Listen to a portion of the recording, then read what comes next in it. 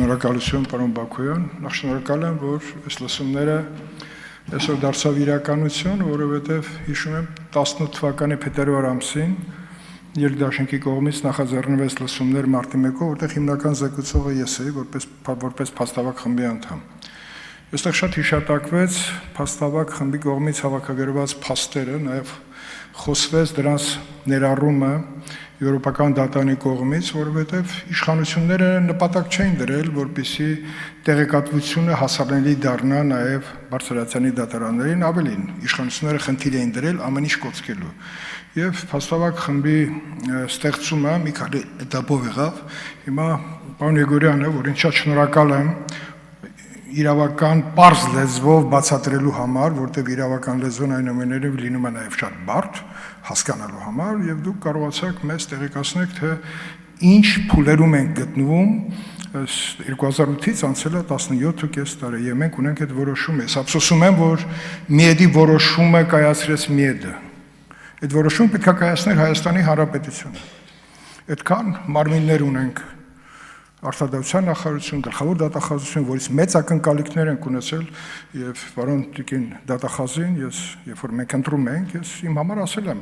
որ մարտի 1-ը եւ հոկտեմբերի 27-ը իմ առաջնահերթությունների մեջ է մտնում մեր երկրի համար, եւ ստացել եմ հավաստիացում, որ դա նաեւ առաջնահերթությունների մեջ է մտնում, ապագա գլխավոր դատախազի համար, բայց այս տարվա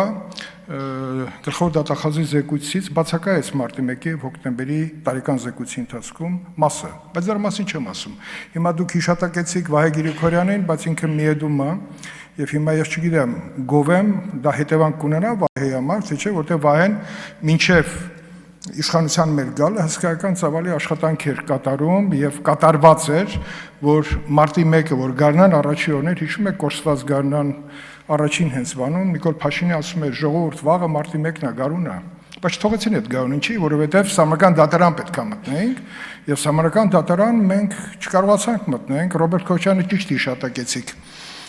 Փետրվարի 23-ին կարծեմ, որ Մոսկվայից գալուց միանգամից հավաքել էր ուժայիններին եւ հաթաթա էր տվել, ուժայինները մի քիչ վախեցել էին։ Այդ հաթաթան շատ ծանր նստեց մեր երկրի համար, դա ծնեց մարտի 1, որովհետեւ այդ հաթաթայից հետո պլանավորվեց կեղծիքների մի ամբողջ համակարգ, որը իրականացվեց այն ժամանակվա ազգային անվտանգության ծառայության կողմից, դա կոչվում էր գործակալների կողմից ստացված տեղեկություն, որը իրացրեցին ներքին գործերի նախարարության միջոցով։ Դրանից հետո ազգային անվտանգությունը մնաց ստվերում։ Հետո ես հիմա կպատմեմ, որտեղ հայտնվեցին Ձկան խանութի այդ վերևի շենքերի հետ տեսնում եք, այնտեղ դուք դիպկոհար եք ման գալիս։ Իրանք այնտեղ էին։ Օղորմի Հրաչարությունյանին, բայց ինքը շատ բան գիտեր դրա մասին, բայց դա մեզ փաստավակ խմբին հասանելի դարձավ, որովհետև Պարլամենտական հանձնաժողովը պարոն Նիկոյանի կողմից գլխավորած մի հատ զրույց էր ունեցել լրագրողի, որտեղ Նիկոյանը ասել էր, որ սենց տեղեկատվություն կա, մենք դրանից բռնեցինք եւ գնացինք առաջ եւ Տիգրան Աբգարյանի սպանության պահով մեկ էլ դիպուկահարը հայտնվեց, որը շերիֆի հրամանով կրակեց։ Հետո այնպես գետնին, այսպես պլաստունսկի գնաց, կորավ եւ ոչ մեկը չկարողացավ իրան գտնի։ Դա այն առեղծվածներ են, որը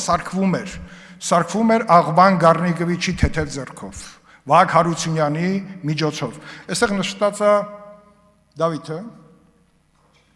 Խաչիկ Դավթյան, Խաչիկի ոտքը չերումուխայից պոկվել էր, բայց կախված էր մնացել։ Այդ վիճակում քննիչը հարցաքննության է տանում եւ որպեսի կորզի իր ցանկալի բանը ինչ են արել Խաչիկի գլխին։ Վիրավոր ոտքը սեղմել են։ Ես խնդրում եմ, այս հաղորդում ընդունեք, քննիչը հայտնի է, եւ եթե ինքը աշխատում է, ինքը պետք է պատասխան տա։ Ես համոզված եմ, որ քննիչը չի ստացել արժանի մեղադրական եզրակացության, միայն մի դեպքն եմ ասում։ Հիմա մարտի 1-ը Սահմանական դատարանը Բաքվում եւ ներսում ավտոմատավորներ էին։ Դուք տեսել եք աշխարհում այդպես բան։ Ափսոս Վլադիմիր Վարդանը այստեղ չի, որ հաստատի, որպես աշխատակազմի ղեկավար, այդ ավտոմատավորները ինչ էին անում Սահմանական դատարանի ներսում եւ Բաքվում։ Մենք հիշատակեցինք Աֆյանին, բայց մարտի 1-ը մի քանի этаպներով է եղել այդ օրվա ընթացքում։ Առավոտյան դեպքեր, որտեղ մարդիկ գտնվում էին այդ տարածքում, հետո կեսօրը, երբ որ մարդիկ փրկվելու համար տեղափոխվեցին Ֆրանսիայի հրապարակ, հետո երեկոյան դեպքեր, բայց կառավարում փոխվել է, այստեղ հիշատակվեց կառավարման երկու շտաբների մասին, ներքին գործեր ուժային բլոկ, բայց մոռանում են կառավարման ամենակարևոր օղակը Հանրապետության հրապարակում, կառավարության շենքում, Սերժ Սարգսյանի գլխավորությամբ։ Ինչի չենք հիշատակում։ Ես ինձ հետաքրիր Աղվան Հովսեփյանը վերջին հաշվով պետքա բացատրի այդ քննչական խմբերը, որոնք ստեղծված էին, 100-ից ավել քննիչներ են ներգրաված։ Իրանք մեղավոր չեն, իրանք ուսադիր գրող մարդիկ են, նրանց պարտադրել են ապօրինի գործողություններ, բայց դա բերել է նրան, որ 17 տարի հետո միեդ նա ասել, որ մարտի 1-ը բացահայտված է, որտեղ կառավարման հստակ առանցք է ունեցել։ Այո, Ռոբերտ Քոչյանի գլխավորությամբ, իսկ ուրա Վարդան Օսկանյանի, որ աշխարհում մեկ գոռում էր, որ բանա, եկեք Հայաստանում զինված խմբավորումներ են, բայց իրականում Հայաստանում զինված խմբավորումները իրականացվում են գործող իշխանության կողմից, ավելին, դա դեռ քիչ էր։ Լեռնային Ղարաբաղից բերեցին 700-ից ավել ուսադիր գրող եւ ոչ թե շարքային ազնագազմ, ենթասպա եւ սպա, եւ տեղակայեցին կոնկրետ վայրերում, որը մենք բացահայտեցինք։ Մի մասն էլ գտնվում էր կառավարության շենքում։ Փաստավակ խումբը 5 զեկույց ներկայացրել։ Դա կոնկրետ առաջին եղել է Համլետ Թադևոսյանի մասին զեկույցը, որի հրապարակումից հետո, որը նաև միջազգային մեր մանդատի շրջանակում է եղել, մեկ էլ պարզվեց, որ մենք վտանգավոր ենք։ Փաստավակ խումբը 5 հոգուց բաղկացած։ Հետո, երբ որ արդեն 18 թվականին այստեղ էի, Կոստանյանը մոտեցավ, ասեց, պարոն Քոչարյան, ես ուզում եմ դες տեղեկացնեմ, թե ոնց է լուծարվել փաստավակ խումբը, ասեց գիտեմ։ Բերեց այն դանոսը, որը գրվել է այն ժամ երբեմնի, դանոսը մի քիչ կոպիտ եմ ասում, այն հաղորդագրությունը, որ տվել է Վահե Ստեփանյանը, որ եղել է Հայաստանի Հանրապետության արտադրության նախարար, որը նաև մարդու իրավունքների պաշտպանի գրասենյակի աշխատակազմի ղեկավարն էր, գրել է, որ պատկերացրեք, ընդդիմությունը փաստավակ խմբի այստեղ ազգային ժողովի տարածքում գտնող տարածքում ճնշում է իշխանությանը։ Ես եւ Տիկին Սաֆարյանը։ Լավ, ես կարա Տիկին Սաֆարյանը ոնց պետք է ճնշել։ Դա իրականություն է եղել։ Այն առումով ոչ թե ճնշումների, այլ որտեղ իրենք հասկացան, որ Համլետ Թադևոսյանի զեկույցը շատ հեռու տանող բաներ է բացահայտել։ Զեկույցը իրենք կարդացել էին։ Հիմա հարց առաջանում, արդյոք երկու մարդ ընդդիմությունը ներկայացնող Ազգային կոնգրեսը եւ Ժառանգությունը կարային այսպիսի զեկույց պատրաստեն։ Իհարկե ոչ։ Ինչի է ստացվել դա, որտեղ մենք ունենք հասարակության լայն շրջանակների աջակցություն։ Մենք ինֆորմացիայի պակաս չունենք։ Պատկերացրեք, այս շարժումը մարդիկ, մասնագետներ, նաև գործող իշխանության շրջանակում ազգային անվտանգության ծառայություն, անուններ չեմ տակ, չնայած Սամվել Հովհաննիսյանի անունը տվել եմ, դժողների եւ աջորդները Սամվելի հետ շփվել են, ճիշտ է։ Փայլուն մի քննիչ, որին հոկտեմբերի 27-ի գործով, որը արդեն դուրս էր եկել, թե մեկուսարանում հոկեմետ դեղերը ով է տվել, նրան ամչապես Աղվան Հովսեփյանը քրական գործ արեցեց։ Որտեղ լիկվիդացնեին, որտեղ Սամվելը շատ բաներ տիրապետում նաև հոկտեմբերի 27-ով։ Ես հիմա Սամվելի հետ կոնտակտ չունեմ եւ կարծում եմ իր աջակցությունը ինձ եւ Տիկին Սաֆարյանի եղել է հսկայական։ Էլի եղել են իրավաբաններ, ասենք Դավիթ Հակոբյանը, որը տուժող էր հոկտեմբերի մարտի 1-ի գործով եւ ինքը որպես բարձրակարգ իրավաբան, կարծեմ պարոն Վարդանյանց կուրսեցի էր, ինքը մեծ աջակցություն է ցույց տվել զեկույցների պատրաստան։ Հիմա զեկույցների մասին չի։ Ինչ պարզվեց Համլետ Թադևոսյանի պարագայում։ Սկսեցին թե փորձագետներին, թե քննիչներին գցեն ծուղակը, ստիպված որպեսզի ասեն, որ ցուցարարներն են նռնակը նետել, սկզբից ասեցին F1 գրանատ։ Դե մոռանում են, որ ես գոնե Պաշտպանության նախարարությունը բարձր պաշտոն եմ մնացել եւ F1 գրանտը պատկերացնում եմ։ Եթե դա գցեին ցուցարարները, այնտեղ ոչ մեկը սաղ չեն մնա։ Նեղ միջավայրում։ Հետո ասեն, չէ, RGD-ը։ Դա էլ չէր ստացվում, որովհետև RGD-ի պարագայում պետքա բեկորային վնասվածքներ հայտնաբերեին փորձագետներ, որ այդպես էլ չէր հայտնաբերվում։ Հետո պարզվեց, որ Համլետ Թադևոսյանը իր գրպանի այստեղ եմ ասում, ունեցել է ձայնազդանշանային նռնակ, որ ամենայն հավանականությամբ պայթել է, երբ որ ընկել է գրպանից, իր համապատասխան օրգանների շրջանակում գետին չհասած։ Եվ ինքը մահացել է ոչ թե դրա վնասվածքից, այլ շոկից։ Վնասվածքի շոկից։ Այդ ամբողջը իրականացրել ենք, հայտնաբերել ենք եւ հետո կանչել ենք այն վաշտի բոլոր այն զինծառայողները, որոնք բեկորային վնասվածք են ստացել, չգիտես ինչի հետևի մասից, ոտքերի։ Եվ ոչ մեկի մոտ բեկոր չի հայտնաբերվել, կասկածելի է, չէ։ Ինչպիսի կեղծիքների մեքենային անում։ Երբ որ փորձագետին, եթե կորսված գարուն նայել եք, ես հարցնում եմ, տղա ջան, դու վերջը դատվելու ես, այս ինչեր ես գրել։ կոշիկների մեջ ստիպված բռնում են RGD-ի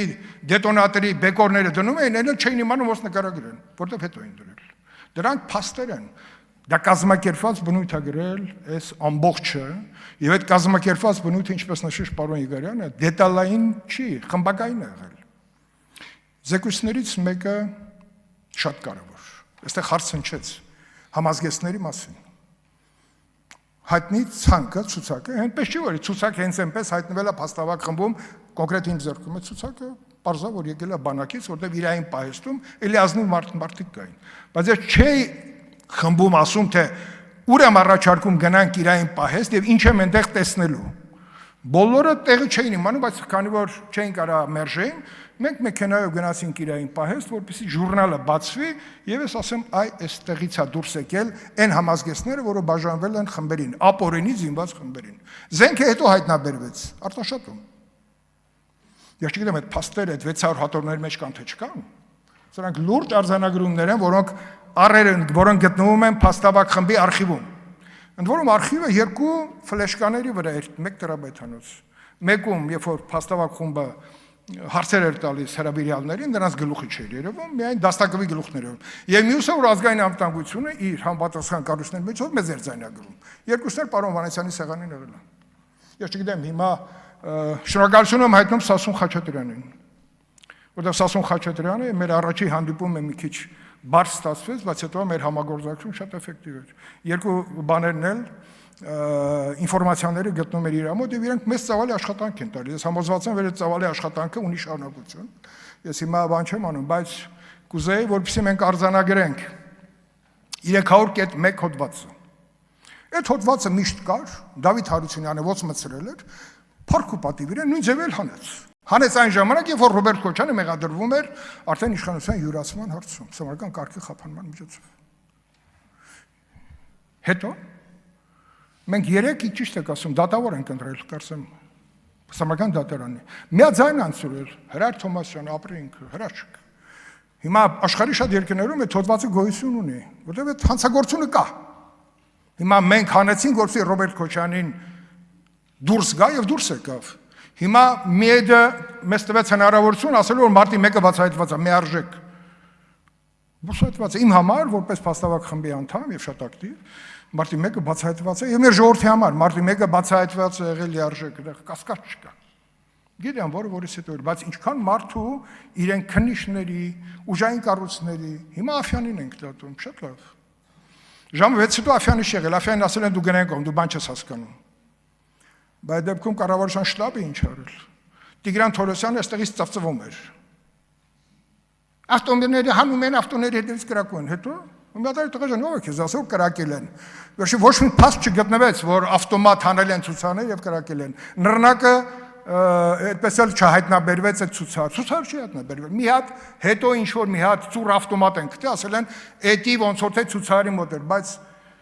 Խաչատրյանի բանը մեքենան դիմակահար կրակոց է ստացել։ Իրանք գտել են հետո այդ կողքը դիմակահար կրակոցը Չերոմուխայի պարզ գիտեն ով էր։ Այդ մարդը հիմա վաղեմության ժամկետով բոլոր ազատ են։ Չերոմուխա կարող են կիրառեն կոնկրետ խմբեր, կոնկրետ հրամանատարի գլխավորությամբ։ Հիմա դուք միանգամից երբ որ Քլոյանը կարդացել էր մեր այդ զեկույցը հատուկ միջոցների, միանգամից հասկացել էր իր տղային ով կարար խփացել է։ Ճիշտ եմ հիշում։ Միանգամից, դա պարզ էր, բայց քննությամբ կարելի էր դա հասնել։ Հիմա նա էլ իդենտիֆիկացվում է այդ կրակոցը, չի իդենտիֆիկացվում։ Եգորյան նշեց մի իրավական լուծում։ Մենք կգնանք այդ ճանապարհով։ Չէ, եթե մենք գնանք այս դետալներով, մարտի 1-ի բացահայտումը, ինչքան էլ մի է դասի, որ բացահայտված է, որտեղ կառավարման շղթայի մեջ պետք է գտնել։ Ինքը մնալու է այդպես էլ բան են գալու, հետո բան է լինելու, այսպես գնալու ենք։ Առանձին դրվագներ է լինելու։ Այդ դրվագներով ինչ մեղադրանք կլինի, չգիտեմ, բայց եկեք գնանք ավելի պարզ ճանապարհով։ Մի դա տվել է մեզ այդ հնարավորությունը։ Եկեք 300.1-ը կարող է հիմա բարդ իրավական մեխանիզմներով, չգիտեմ, մենք կմոտենանք այդ հոդվածին ունենալու, բայց դրա փոխարեն կա մեկ այլ հոդված, որը մեզ տալիս է հնարավորություն բանանելու։ Գամ Տիգրան Աբգարյանի սպանությունը։ Ջայլ տղա ներքին զորքերի։ Ես ասում դիպուկարը հայտնվեց այն ժամանակ, երբ որ չէր բացատրվում ով խփեց Տիգրան Աբգարյանին, շարքը կանգնած է Լեո փողոցում։ Դա խփեցին, մեկ էլ շերիֆը նկարագրում է, որ իրան զեկուցեցին, տեսան դիպուկահարին կրակեց, հետո սողալով գնաց։ Հիմնավոր չի, ծիծաղելի է։ Եվ այս ամբողջը ունեցել է իր ղեկավարները, ճարտարապետները, հանրապետության նախագահի գլխավորությամբ, 3 շտաբները, առավոտյան Ազատության հրապարակը, մեռանք ասելով ժամը 6:35 սկսել, ասում է, չէ, դուք ձեր ժամացը սխալ աշխատել, ժամը 7-ին է։ Ինչ որ քրեական օրենսգրքում գրված է, որ քննչական գործողությունները պետք է լինի ժամը 7-ին։ Կազմակերպված էր, չէ՞։ Ակնհայտը ասում են, չէ, չի եղել։ Թամամյան հովիկը ուրեմն զենքեր էր գտնում, չգիտեմ ինչպես, շպրտած զենքեր, բայց այդպես էլ այդ կտրող, ծակող, փայտերը, գործիքները, քարերը, ով դրեց, ինչ արեց, մեղադրյալ կա թե չկա, չգիտեմ։ Բայց քաղբանտարկյալներ 100-ից ավել, մեր ինքերները։ Մեկ-մեկից պայծառ տղաներ, որոնք կանգնել էին մեր երկիրը առողջացնելու ճանապարհին։ Բոլորը մի համախմբվել էին։ Բոլորին տարան մեկուսարան, բայց մեկուսարանը առողջացավ, ասեմ ձեզ։ Բառից բուն իմաստով, իհարկե մենք կորուստներ ունեցանք, հետագայում առողջության լուրջ կորուստ ունեցան մեր ընկերները, Մյասնիկ Մալխասյան, Սողովը եւ այդպես։ Շատերը նաև կյանքը կորցրեցին։ Հիմա գալիս ենք, արդարություն ենք փնտրում, արդարությունն էլ է մեր ձեռքին։ Հարգելի գործընկերներ, միեդը տվել է այդ հնարավորությունը։ Տվել է, եկեք օգտվենք։ Եվ ակնկալում եմ, որ այսքան տարիներից հետո այդ հնարավորության իրավական ձևակերպումները պետք է գտնենք թե պարլամենտի, թե արդարադատության նախարարության, թե ուրեմն գլխավոր դատախազության, թե քննչական մարմինների, որոնց աշխատանք երկու ղեկավարները շատ բարձր են գնահատում։ Հատկապես, երբ որ ազգային անվտանգությունը Պողոսյանը ղեկավարում էր, այնտեղ իրենց փոքր խմբով իրանք շատ ավելի նյութական մեր կորուստները հետ բերելու հնարավորություններ են ունենում։ Հատուկ քննչական ծառայությունը, որ դարձավ նաև հակակոռուպցիոն կոմիտե, այսօր էլ այդ հատորները պետքա դարձնեն այնպիսին, որ մենք մեր խնդիրը կարողանանք լուծենք։ Տիգրան Աղբարյանը ասացի, չէ, ամենահրեշավոր բաներ։ Կադրերը դնում ենք, ասում ենք, նայեք, սպան ոստիկանության դիպուկահար հետևից 9 մմ-նոց ատրճանակով կրակումը ցուցարողությամբ։ Մի մարդ ունենք, որ մեջքից մահացու վիրավորում է ստացել։ Բալավ, այդ մի ոստիկանին բան չէ, լավ այդքան զենք, ավտոմատ, այն խեղճ դաստակը վենք, թե մի հատ Ուզբեկստանում ծառայություն անցած, ներքին գործերում, զորքերում բաժնիկ պետ էր, ասում էր 060 բանը, ավտոմատները լսեցի, մինչև այդ ավտոմատ չկար, բերեցեցի սենց բաժանեցի, ես հարց եմ տելի, ոնց, քո կյանքում դենց հաճախալ են ու բաժանես, դա ասում է չկար, հիմա եղավ, իա։ Բանը, BMP-ն, հանեցին քսեցին ցուցարների մեջ, մեկը պատժեց դրա համար, ասում եմ, այդ հանել ենք, որ ժողովրդին վախացնենք, բա ասում եմ, բանը, պուլիմյոտը, որ դրած է վրան, դա ինչի համար էր, կարար կրակեր, այդ սաղ պարսը, այդ բոլոր զեկույցներում կան, այդ զեկույցները իր աշխատանքը 17.5 տարի հետո տվեցին, իրանց պտուղները, և այդ պտուղները տվեցին միեդի լեզով, դա պետք է տային Հայաստանի Հանրապետության համապատասխան կառույցների իրավական որոշումների միջոցով, դա չի եղել, բացի մեկ եք միեդից շնորհակալ լինենք և գնանք առաջ, դա կլինի արդեն իրավական բացահայտումը, ես չգիտեմ 300.1-ը կլինի թե չէ, բայց Դավիթ Հարությունյանը մեկ-մեկ պետք է հարցնել, դու հրաշալի 13 տարեկանում բարձրագույն կրթություն ես ստացել, բա ափսոս չէ կրթությունը բերեցիր, որպեսզի խառնես երկիրը իրավական տեսանկյունից։ Սա էմոցիաներ են, բայց սա էմոցիաներից զուտ նաև փաստացի նյութեր ունենք, որ մեզ այդ հնարավորությունը տալիս է։ Եկեք օգտվենք այդ հնարավորությունից։ Հրաշալի աշխատանք կատարել են մեր ընկերները, չգիտեմ, վայ անուն տամ թե չտամ, տամ։ Չէ, եթե վնաս չի տալու, տամ։ Որտեղ Վահեն այն իրավաբանն էր, որը նաև պատրաստեց Սամրական դատարանի այն, որ տանայինք, տեղափոխեինք այդտեղ խնդիրը, եւ քանի որ Սամրական դատարանի վրա վստահ չեն, որտեղ 2003-ին Սամրական դատարանը այնուամենայնիվ կայացրել է Ռոբերտ Քոչանին ոչ հաճելի որոշում։ Չէ, հանրակրվեի հետ կապված։ Իրանք այդտեղ էլ ռիսկ տեսան, ասին, արի այլավ ավտոմատներով շարվենք պատերի տակ ներսում, հանկարծ դատավորների մտքով ուրիշ բան չանցնի։ Ուրիշ բաներ էլ կարամ ասնել, բայց եթե քննությանը հետաքրի, ես կարող եմ գնալ ձեր մոտ կամ եւ ասեմ այդ օրը, որ դատավորի հետ ինչ ճնշում է եղել։ Այն ինֆորմացիան, որ ես տիրապետում եմ, որպես փաստավակ խմբի անդամ։ Կարծում եմ դա ձեզ շատ կհետաքրքրի։ Այսքանն է ուզում ասել, եկեք այս լսումները դարձնենք մեզ մարտի 1-ը էջը փակելու հնարավորություն։ Շնորհակալություն։ Չմոռանաք հավանել տեսանյութը եւ բաժանորդագրվել Civic AM-ի YouTube-յան էջին։